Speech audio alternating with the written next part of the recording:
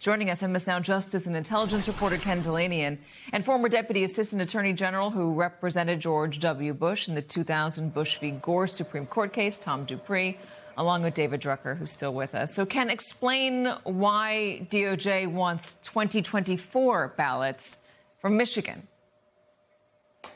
Well, Katie, this request is coming from Harmeet Dillon, who's the Assistant Attorney General in charge of the Civil Rights Division.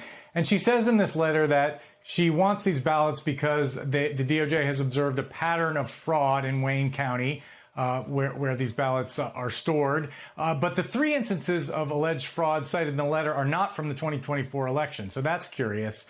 It's also worth noting that she is essentially believed to be auditioning for the role of Attorney General right now, trying to get that job, along with Jeanine Pirro and Todd Blanche. And all three of those figures have done things in recent weeks that are seen as things that Donald Trump really wants to happen. And this question of election fraud and investigating election fraud is something that Trump has been keenly interested in. And it's a real escalation. It comes after, obviously, the FBI seized ballots in Fulton County with a court order. Now, they don't have a court order here, and that's interesting because in order to get one, they would need to show evidence of a crime related directly to these ballots. And it's interesting to wonder whether they have that evidence or they're bluffing here and they're trying to get these guys in Detroit to hand these ballots over voluntarily. Obviously, Detroit and Michigan officials who are Democrats are not willing to do that, Katie.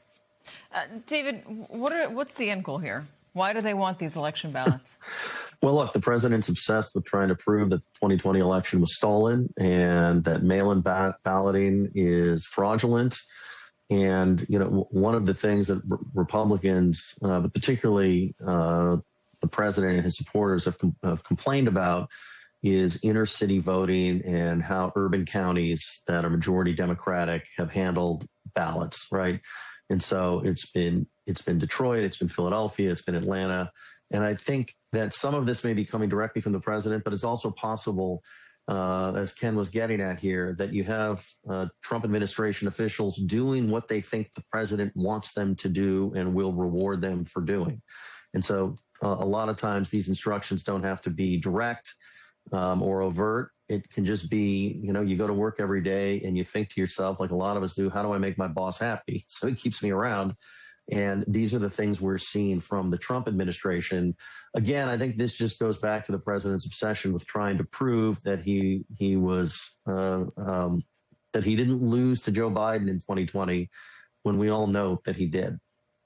Yeah, Michael Cohen described that you do what we know we want him. He wants us to do when he was describing Donald Trump as a mob boss years ago. Tom, what do you think of DOJ and the way that they have been handling themselves over there? Well, on this particular request, I would say a few things. One is I agree that this is a reflection of what is essentially a presidentially directed enforcement priority. I think those of us who kind of take a more conservative approach to these things might prefer that they had different enforcement priorities.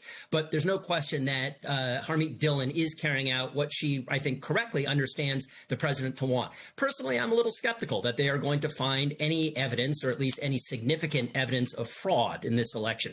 These are issues that have been litigated many times. They haven't met much success before the federal courts, to say the least. So I'm skeptical that it's ultimately going to result in evidence of fraud. But at the same time, I would say, you know, look, the civilization is not collapsing. This is just a request for information. And I would be a lot more focused and concerned about what the Justice Department would ultimately do with this information when it comes to the upcoming midterms, rather than any sort of retrospective look at whether there was or was not fraud in Wayne County in 2024. You're not worried about it? You're not worried about the DOJ focusing on this and asking for ballots and getting itself involved in state elections? You don't think it's, I mean, you made it a pretty extreme scenario, civilization ending, but is there something between civilization ending and proper somewhere between there? There's a lot in that category between the world ending and don't worry about it. Look, what I'm saying is that what the Justice Department has done right now is make a request for information. That in and of itself is something that it does fairly regularly.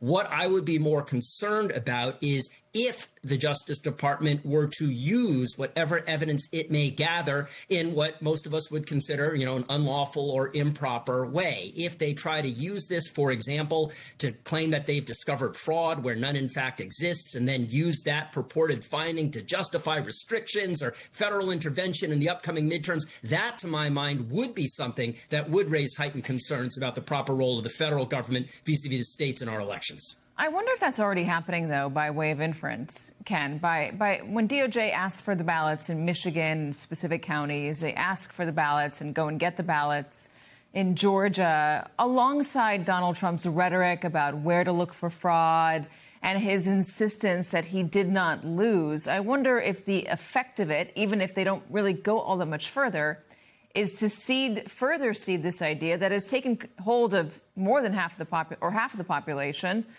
I actually don't know what the number is, but Donald Trump's MAGA support, that the elections are not fair and they can't be trusted when Donald Trump doesn't win or the Republicans don't win. I think you raise a very good point. I also agree with Tom, though, that just the DOJ getting this information is not the biggest concern. The biggest concern is when Kash Patel makes statements like people are about to be arrested in connection with the 2020 election. There's no basis for that. We're not even aware that there's an open criminal investigation related to the 2020 election. There was a lot of probes that went nowhere and found no evidence of significant fraud. But, when you talk to people like Senator Mark Warner, who's the ranking Democrat on the Senate Intelligence Committee, he believes that the biggest concern right now, the biggest threat to our democracy, is how the Trump administration will handle and deal with elections going forward, particularly the upcoming midterms. Not just the Justice Department, but the Director of National Intelligence, Tulsi Gabbard, and will she declare some kind of foreign manipulation? Will the Trump administration attempt to seize ballots or send ICE officers to polling places? There's a lot of ways the Trump administration could monkey around with elections in a way that would be really destructive to democracy in an effort to preserve the Congress for Republicans. And unlike back in 2020, when a lot of Justice Department officials and other officials said no, there's really nobody in the administration that's willing to say no to these kinds of requests. And so that's a big, big concern right now among a lot of Democrats I talk to.